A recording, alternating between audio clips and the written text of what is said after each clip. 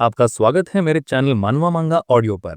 बिना किसी देरी के ये थ्रिलिंग स्टोरी शुरू करते हैं। एक अपार्टमेंट बिल्डिंग में एक लड़का चिप्स खा रहा है और कह रहा है कि हाँ, टेक्निकली दुनिया पूरी तरह खत्म नहीं हुई है, क्योंकि थ्योरी में वो अभी भी एक नॉर्मल लाइफ जी रहा है।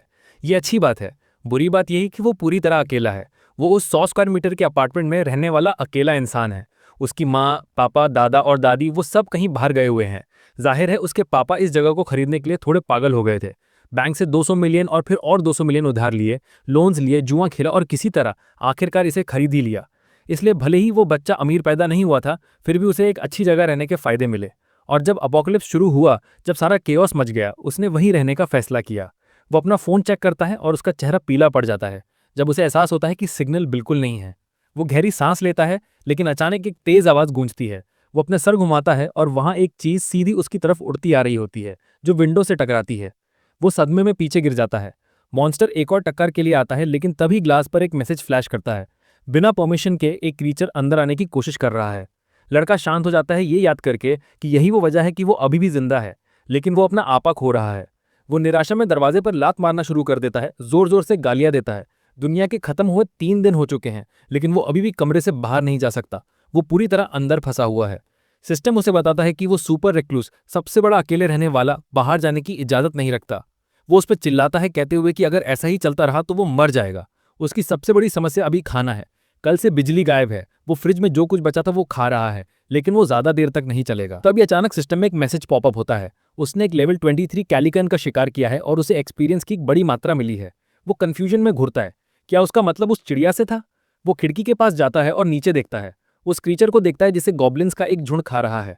डैम, वो एक दूसरे को भी खाते हैं। लड़के को एहसास होता है कि ये जरूर तब हुआ होगा जब वो मॉन्स्टर सीधा उसके अपार्टमेंट से टकराया था। इसके ऊपर उसे एक नई स्किल मिलती है जो कहती है कि पास की लूट ने कुछ शर्तें पूरी की हैं, और वो कैलकुलेशन शुरू करती है। अचानक वो वहां खड़ा है, समझ नहीं पा रहा कि क्या हो रहा है। गॉब्लिन सब चिल्ला रहे हैं, अपने सर पकड़ रहे हैं, दर्द में तड़प रहे हैं और ऊपर देख रहे हैं। फिर सिस्टम अनाउंस करता है कि कैलकुलेशन कंप्लीट हो गई है और उसने 2,22,031 फोन कमाए हैं। और जैसे ही वो पैसे उसके अकाउंट में आते हैं, लाइट्स झिलमिलाती हैं। डिग्निटी प्रिजर्वेशन लेवल 1 नाम की एक स्किल एक्टिवेट हो जाती है, जो उसके घर के सारे बेसिक फंक्शंस को रिस्टोर कर देती है। एक सेकंड के लिए वो समझ नहीं पाता, लेकिन जल्दी वो जोश में आ जाता है, क्योंकि उसे यही चाहिए था। फ्रिज फिर से काम कर रहा है, पानी आ रहा है, ओवन जल रहा है। आखिरकार सब कुछ वैसा ही हो गया जैसा अपोकलिप्स से पहले था। बेवकूफ अपना फोन भी चेक करता है, ये सोचते हुए कि शायद वो भी वापस आ गया हो, लेकिन ऑब्वियसली नहीं। फोन घर का हिस्सा नहीं है। लेकिन तभी वो कुछ अजीब नोटिस करता है। फर्श पर पड़े कचरे के बीच एक अजीब सी यूएसबी स्टिक है। वो उसे पीसी में प्लग करता है और एक माँ की फोटो देखता है जो एक बच्चे को पकड़े है, फिर दूसरी जिसमें उसकी गोद में है। वो बच्चा और उसकी पूरी खुशहाल फैमिली। बुरा हुआ कि वो शायद अब मॉन्स्टर्स द्वारा खाए जा रहे होंगे। फिर भी वो बुदबुदाता है कि चाहे जो हो जाए, उसे अपनी फैमिली को यहाँ लाना ही होगा। वो इस पर अड़ा हुआ है, बैल्कनी की तरफ घूरते हुए। तभी अचानक एक स्टोर विंडो पॉपअप होती है। जाहिर है अगर आप पैसे कमा रहे हैं तो उसे खर्च करने की जगह भी होनी चाहिए। वो मैसेज को घूरता है जो कहता है व्यू आइटम लिस्ट। वो समझने की कोशिश करता है कि क्या हो रहा है। तुरंत ही उसे एहसास होता है कि ये जरूर उन मॉन्स्टर से मिले पैसों से जुड़ा है। वो फिर से दरवाजा खोलने की कोशिश करता है, लेकिन सिस्टम दोहराता है कि आखिरी रेक्लूस बाहर नहीं जा सकता। जैसा उसने सोचा था, इससे कोई फर्क नहीं पड़ता कि उसका लेवल कितना बढ़ गया है, वो अभी भी बाहर नहीं निकल सकता। एक चीज वो पक्के तौर पर जानता है कि अगर वो मॉन्स्टर्स का शिकार करता रहेगा तो वो लेवल अप करता रहेगा और नई एबिलिटीज पाता रहेगा। शायद आखिरकार उसे कोई ऐसी एबिलिटी मिल जाए जो उसे घर से बाहर जाने दे। लेकिन असली सवाल यह है कि वो जहां है वहां से मॉन्स्टर्स को मारेगा कैसे। फिर उन क्रीचर्स को उड़ते हुए नीचे उस एक लाश को खाए जाते देख उसे एक आइडिया आता है। वो किचन में जाता है, पानी की एक बोतल भरता है, अपना हाथ बाहर निकालता है और उसे बाहर फेंक देता है। कम से कम आइटम्स को घर के बैरियर के पार फेंका जा सकता था। तभी वो पास पड़ा एक छोटा डंबल उठाता है और उससे अपनी किस्मत आजमाने का फैसला करता है। लेकिन जैसे ही वो उसे पकड़ता है, उसे कुछ चिल्लाने की आवाज सुनाई देती है। नीचे देखने पर वो गॉब्लिन्स को एक दूसरे पर चिल्लाते हुए देखता है, जो उस चिड़िया के टुकड़े उठाए हुए थे। वो जाने ही वाले थे और वो चिल्लाता है कि ओए, अब भागना मत। होली क्रैप, इस बच्चे ने एम्बुश किया या कुछ। वो उसे फेंकता है और टारगेट को सीधा हिट करता है। रुको नहीं, थोड़ा रुको। पता चलता है कि उसने चिड़िया की लाश को हिट किया है। मुझे एक सेकंड के लिए लगा कि बंदा एक्चुअली चीटिंग कर रहा है। प्रॉब्लम यह है कि अब उसके पास फेंकने के लिए सिर्फ एक डंबल है। जब वो सोच रहा है कि वो दोबारा कोशिश करने के लिए बहुत कमजोर हैं, गॉब्लिन्स अचानक उसे नोटिस कर लेते हैं। वो ऊपर देखते हैं, आंखें मिलाते हैं और सीधा उसकी बिल्डिंग की तरफ दौड़ना शुरू कर देते हैं। वो एक पल के लिए घबराता है, लेकिन जल्दी रियलाइज करता है कि शायद ये इतना बुरा नहीं है। वो स्टोर इंटरफेस खोलता है और लिस्ट आइटम पर क्लिक करता है। सिस्टम उसके डंबल को 6,990 वॉन के आइटम के रूप में रजिस्टर करता है। वही एग्जैक्ट प्राइस जो उसने ऑनलाइन खरीदते वक्त दिया था। शायद ये recluse shop actually real world prices को मिरर करती है। तो वो 2 और खरीदने का फैसला करता है और वो ठीक उसके सामने गिर जाते हैं। अब उसके पास अपनी थ्रोइंग स्किल्स प्रैक्टिस करने का तरीका है। ऊपर से वो एक और फेंकता है और इस बार ये सीधा एक गॉब्लिन की खोपड़ी में जाकर लगती है। ये सिर्फ 3 किलो का है, लेकिन हे, न्यूटन का लॉ अपना काम करता है। वो चीज तुरंत मर जाती है और वो और 3,300 कॉइन्स कमाता है। खून हर जगह फैल रहा है, जमीन लाल हो रही है और बाकी गॉब्लिन्स डर के मारे चीख रहे हैं। लड़के ने पहले ही ऊपर से उन पर बमबारी शुरू कर दी है। 3 और डंबल समन करके एक पकड़कर फेंकता है। एक और 3 हिट खोपड़ी पर। एक और 2500 कॉइन्स जमा हो गए और बस ऐसे ही उसे एक नई स्किल मिलती है, द वेयरहाउस, गोदाम। ये बेसिकली एक ऑल्टरनेट डायमेंशन थी जहां वो आइटम स्टोर कर सकता था।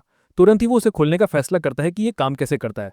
सिस्टम पूछता है कि क्या वो कुछ स्टोर करना चाहता है। वो हाँ कहता है। वो 3 किलो का डंबल गायब हो जाता है। फिर वो उसे वापस लाने के लिए कहता है और बस ऐसे ही वो वापस उसके हाथ में आ जाता है। फिर वो नोटिस करता है कि वो 2 मिलियन पर बैठा है।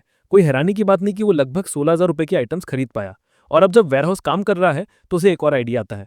एक पल में टॉप फ्लोर चमकने लगता है। सिस्टम दिखाई देता है और वो डंबल समन करने का कमांड देता है। अचानक सैकड़ों डंबल्स उसके सामने प्रकट हो जाते हैं। उसने आसमान से इनकी बारिश कर दी है। अब ये सिर्फ एक हमला नहीं था, ये सीधा टॉर्चर था। वो बेचारे गॉब्लिन्स वहां बेवकूफों की तरह खड़े पूरी तरह कुचल दिए जाते हैं। सब कुछ तुरंत मर जाता है। वो फिर से लेवल अप करता है और 59,000 कॉइन्स कमाता है। लेकिन सच कहूं तो वो जितना कमा रहा है उससे कहीं ज्यादा खर्च कर रहा है।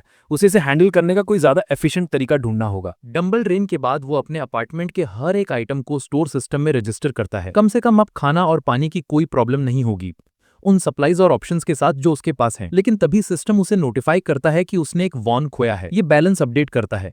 उसे समझ नहीं आता क्यों। शायद इस डिग्निटी प्रिजर्वेशन चीज को मेंटेन करने का कुछ खर्चा है, या शायद फ्रिज चलाने से। खैर जो भी हो, बंदा गुस्सा हो रहा है। उस सारी डंबल रेन के बाद जाहिर है गॉब्लिन्स चले गए। वो इतने बेवकूफ नहीं है कि वहां रुके रहें। तब से वो सिर्फ 2 और मार पाया है। ये मुश्किल होता जा रहा है क्योंकि उसे शिकार करने के लिए क्रीचर्स चाहिए। लेकिन आसपास देखते हुए वहां सिर्फ लाशें बची हैं। उसे एक नया तरीका चाहिए। ये बढ़िया होता अगर एक और बेवकूफ कैलिकॉन बस ऐसे ही आ जाता, फिर उसकी लाश पास में गिरती और शायद दूसरे मॉन्स्टर्स उसे खाने आते। और इस बच्चे की जबान काली है क्योंकि जिस पल वो ये कहता है, एक आसमान से नीचे झपट्टा मारता है और उसे काटने की कोशिश करता है। वो भागता है। डर उसके दिमाग में है, लेकिन साथ ही वो सोच रहा है कि शायद भगवान ने उसे अभी तक छोड़ा नहीं है। वो वापस अंदर भागता है। एक सीढ़ी से कुछ बांधता है, उसे बाहर सेट करता है और किनारे से लटका देता है। ये एक छोटा सा आईना है। इस तरह क्रीचर अपना रिफ्लेक्शन देखता है और उस पर हमला करने के लिए सीधा डाइव मारता है। बच्चा पागलों की तरह सेलिब्रेट कर रहा है जब मॉन्स्टर बैरियर से टकराता रहता है। वो सोचता है कि ये चीज अब तक मर चुकी होगी, लेकिन अजीब बात यह है कि ये अपने पंख फड़फड़ाता रहता है और अचानक गायब हो जाता है। वो ऊपर देखता है और उस अजीब चीज को वहां मंडराते हुए देखता है। उसका मुंह पूरा खुला हुआ, सीधा उसकी तरफ घूरते हुए। सिस्टम वॉर्न करता है कि एक अनऑथराइज्ड एंटिटी अंदर आने की कोशिश कर रही है। मॉन्स्टर बैरियर पर टक्कर मारता रहता है जबकि वो दुआ कर रहा है कि ये टूट ना जाए। वो शॉप खुलता है किसी ऐसी चीज के लिए डेस्परेट जो मदद कर सके। जो उसने समझा है उसे लूट तभी मिलती है अगर मॉन्स्टर पास में मरे। इसीलिए गॉब्लिन हंट्स हमेशा सक्सेसफुल नहीं थे। कुछ सर्वाइवर्स लाशों को खींच कर ले गए और वो किल्स उसकी लूट में काउंट नहीं हुए। मतलब अगर दूरी एक सर्टेन लिमिट से पार हो जाती है तो कैलकुलेशन फेल हो जाती है और वो ऐसा नहीं होने दे सकता। उसे इस चीज को एक ही बार में मारने का तरीका चाहिए। क्रीचर को ठीक बाहर तड़पता देख उसे अचानक एक आइडिया आता है। वो शॉप खोलता है और ढेर सारा कैनोला ऑयल खरीदता है। स्टोव की तरफ जाता है, उसे गर्म करता है, उबलने देता है। फिर उस चीज से भरा एक पैन लेता है और सिस्टम स्टोर फिर से खोलता है। वो कैनोला ऑयल को एक नए आइटम के रूप में रजिस्टर करता है। अपना लाइटर उठाता है और एक मशाल बनाता है। मॉन्स्टर अभी भी वहां ऊपर मंडरा रहा है, इंतजार कर रहा है। वो ऊपर चढ़ता है, क्रीचर के ऊपर वाली छोटी खिड़की खोलता है और वो सारा जलता हुआ तेल सीधा उसके सर पर डाल देता है।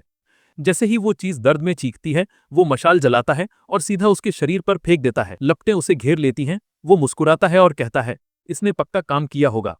क्रीचर बुरी तरह तड़पता है, तेल में भीगा हुआ, फिर जमीन पर गिरता है और तड़पता रहता है जब तक कि वो आखिरकार हिलना बंद नहीं कर देता। वो मर गया। एक लेवल 27 कैलिकन। उसका लेवल 2 बार बढ़ता है और वो नई एबिलिटीज अनलॉक करता है। फिर सिस्टम लूट कैलकुलेशन खत्म करता है। 9 मिलियन वॉन। यहां तक कि प्रोटैगनिस्ट खुद भी हैरान है। ये कैलिकन्स मारने में मुश्किल होंगे जब तक कि आप अपने छोटे सीक्रेट हाउस के अंदर से चीटिंग ना कर रहे हों। तभी सिस्टम अचानक अनाउंस करता है कि कुछ शर्तें पूरी हो गई हैं और टेरिटरी एक्सपेंशन शुरू होगा। पूरी जगह हिलने लगती है और उसे कोई आइडिया नहीं है कि क्या हो रहा है। कहीं से एक अजीब सा ऑरा, जैसे कि ये इन्वर्टेड कलर से बना हो, उसे घेर लेता है। बच्चा अपना सर पकड़ लेता है जैसे ही ये डरावनी एनर्जी फैलती है और किसी तरह से वो अपने फ्लोर के नीचे रहने वाली एक फैमिली को महसूस करना शुरू कर देता है। वो अभी भी पूरी तरह खोया हुआ है कि क्या हो रहा है। जब वो अजीब ऑरा गायब हो जाता है, फिर सिस्टम उन लोगों को रजिस्टर करता है। वे सब एक ही लास्ट नेम शेयर करते हैं, चॉय। जाहिर है क्योंकि वो एक फैमिली है। वहां ह्यूमजिन है पिता, ताइवान माँ, नायोन बेटियों में से एक और सोयोन दूसरी बेटी। ओ गुड ग्रीफ, लगता है माँ ने उन नामों के साथ कुछ ज्यादा ही क्रिएटिव हो रही हैं और जाहिर तौर पर उन्होंने नागरिकों के रूप में पहचाने जाने की शर्तें पूरी कर ली हैं। सिस्टम पूछता है कि क्या वो उन्हें नागरिकता देना चाहता है। प्रोटैगनिस्ट हिचकिचाता है, सोचता है कि अगर उसने ना कहा तो क्या होगा। सिस्टम समझाता है कि जिसके पास नागरिकता नहीं होगी उसे घर से निकाल दिया जाएगा। उसे एहसास होता है कि ये क्रूअल होगा। उन्हें वहां बाहर फेंकने का मतलब मॉन्स्टर्स के हाथों पक्की मौत होगा। क्योंकि ये सिर्फ एक फैमिली है तो वो उन चारों को नागरिकता देने का फैसला करता है। तुरंत ही सिस्टम कंफर्म करता है कि ये हो गया है और वो एहसास करता है कि वो एक इनक्रेडिबल रेट पर नई पावर्स गेन कर रहा है। इस नई सिटीजनशिप सिस्टम के साथ वो कुछ ऐसा भी अनलॉक करता है जिसे अल्टीमेट आइस कहते हैं। घर के अंदर कुछ भी उसकी नजर से बच नहीं सकता। अब वो सोचता है कि क्या ये किसी तरह से नागरिकों से जुड़ा हुआ है। फिर सिस्टम उसे दिखाता है कि वो ओनर के डिक्लेरेशंस होल्ड करता है। उसकी परमिशन के बिना कोई घर में नहीं आ सकता। वो सिटीजनशिप मेन्यू खोलता है और उन 4 रजिस्टर्ड फैमिली मेंबर्स को देखता है। लेकिन तभी वो कुछ और नोटिस करता है। वहां लगभग 600 टोटल लोग लिस्टेड हैं। ये क्या है? ये तो पागलपन है। ये एक लिटरल सिमुलेशन गेम की तरह है। अब वो थोड़ा डर गया है। 600 बहुत होते हैं, लेकिन वो ये भी देखता है कि वो उम्मीद से कहीं ज्यादा मैनेज कर सकता है। वहाँ एक्सपीरियंस डिस्ट्रीब्यूशन, ट्रस्ट लेवल्स और यहाँ तक कि मिशन असाइनमेंट्स भी हैं। ओह, ये अच्छा हो रहा है। प्रोटैगनिस्ट को एहसास होता है कि वो कंट्रोल कर सकता है कि वो उसके साथ कितना एक्सपीरियंस शेयर करते हैं। ये स्ट्रांग बनने की असली चाबी हो सकती है। एक्साइटेड होकर वो चेक करता है कि वो किस तरह के मिशंस असाइन कर सकता है। पता चलता है कि वो उन्हें खुद लिखता है, टाइम लिमिट सेट करता है, रिवॉर्ड, यहाँ तक कि पेनल्टी भी। तो वो एक क्रिएट करता है। एक गॉब्लिन का शिकार करो, टाइम लिमिट 180 घंटे, रिवॉर्ड एक्सपीरियंस की एक छोटी मात्रा, पेनल्टी कोई नहीं अगर फेल हुआ। वो हिचकिचाता है इस बारे में सोचते हुए। रिवॉर्ड छोटा है, लेकिन अगर उसने पेनल्टी ऐड की तो शायद कुछ सीरियस, जैसे फेलियर पर मौत। डैम, बंदा 0 से 100 बहुत जल्दी पहुंच गया।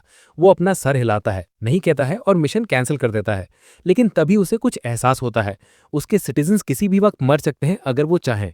थ्योरी में वो उन्हें एक इम्पॉसिबल टास्क दे सकता है और उनके पास बचने का कोई रास्ता नहीं होगा। वो समझने लगा है कि उसकी पावर सच में कितनी गहरी है।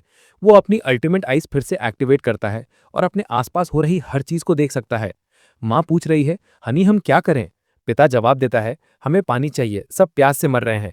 वो कहती है वो जानती है, लेकिन पूछती है हमें पानी कहाँ मिलेगा? वो जवाब देता है पास में कन्वीनियंस स्टोर है, वो बड़ा वाला, शायद वहां कुछ बचा हो। छोटी बेटियां रोना शुरू कर देती हैं, मम्मी मुझे प्यास लगी है, डैडी को पानी लेने भेजो।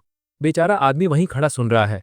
वो बच्चे रूथलेस हैं, भले ही उसके पैर कांप रहे हों। वो कॉन्फिडेंट दिखने की कोशिश करता है, अपने डैड पर भरोसा रखो, मैं संभाल लूंगा।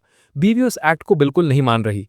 फिर प्रोटैगनिस्ट अपनी विजन पावर डीएक्टिवेट करता है और रियलाइज करता है कि चीजें उसकी सोच से ज्यादा खराब है। वो सिस्टम शॉप खोलता है और अपने स्टैट्स चेक करता है। उसके पास कुछ पॉइंट्स बचे हैं और सोचता है कि क्या वो उन्हें वेयरहाउस अपग्रेड करने के लिए यूज कर सकता है, उम्मीद करते हुए कि ये नए फीचर्स अनलॉक करेगा। वो अपग्रेड कंफर्म करता है। इसके साथ आइटम्स लिस्ट करने की संख्या बढ़कर 20 हो जाती है और हर चीज पर 10% डिस्काउंट अप्लाई होता है। उसके पास अभी भी 2 पॉइंट्स बचे हैं। स्मार्ट मूव ये होगा कि उन्हें डिग्निटी प्रिजर्वेशन या शॉप में लगाया जाए, क्योंकि वो बाद में और सिटीजन्स ढूंढ सकता है। वो शॉप को लेवल 3 तक अपग्रेड करता है और अब वो 40 आइटम्स लिस्ट कर सकता है और एक नया फीचर अनलॉक करता है, आइटम रेस्टोरेशन। पुरानी खराब चीजों को ब्रांड न्यू में बदलने की क्षमता। पूरा पैसा वसूल। वो फिर से शॉप खोलता है, कुछ पानी और कुछ संतरे यानी टैंजरीन्स ऑर्डर करता है और जो उसे लगता है कि उसका आखिरी डिग्निटी पॉइंट है, उसे एरिया की प्रिजर्वेशन अपग्रेड करने में यूज करता है। उसका प्लान पड़ोसियों को बिजली और पानी देना है, क्योंकि आप जानते हैं ये बाद में एक अच्छा बार्गेनिंग चिप बन सकता है। डिग्निटी प्रिजर्वेशन स्किल लेवल 2 तक बढ़ जाती है और अब उसे वैसल्स रजिस्टर करने की क्षमता मिलती है। इस बीच पिता जाने के लिए तैयार हो रहा है, लेकिन इस बंदे का आउटफिट देखो, कम ऑन यार, ऐसा मत करो, अपनी फैमिली को देखो, तुम उन्हें बस ऐसे ही छोड़कर चले जाओगे। लेकिन वो फिर भी निकल पड़ता है। सब लोग डैडी बाहर जा रहे हैं, लेकिन चिंता मत करो, वो जल्दी वापस आएंगे। लड़कियां जो पहले पानी के लिए भीख मांग रही थीं, अब पैनिक कर रही हैं, पूछ रही हैं कि क्या वो सच में जा रहे हैं। वो उन्हें चिंता ना करने के लिए कहता है, वो बदले में जल्द ही पानी और खाना लाएंगे। लेकिन जाहिर है वो डरी हुई हैं, बाहर के मॉन्स्टर्स के बारे में चिल्ला रही हैं। फिर हम एक फ्लैशबैक देखते हैं।